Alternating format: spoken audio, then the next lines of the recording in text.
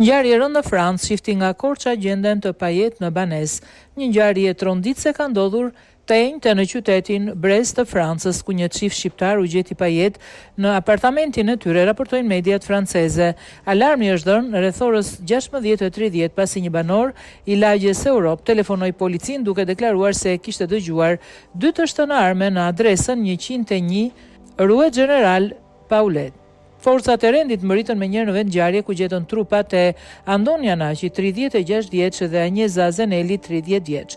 Pranë tyre u gjet edhe një armë gjahu, ndërsa shenjat paraprake sugjerojnë se gruaja është vrarë fillimisht dhe më pas autori dyshuar ka kryer vetvrasje. Sipas hetuesve, pista kryesore e ngjarjes po trajtohet si vrasje ndjekur nga vetvrasja.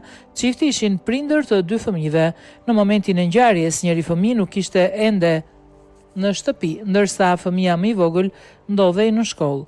Autoritetet franceze po vijojnë hetimet për të zbardhur motivet e kësaj tragjedie të rëndë që ka tronditur komunitetin.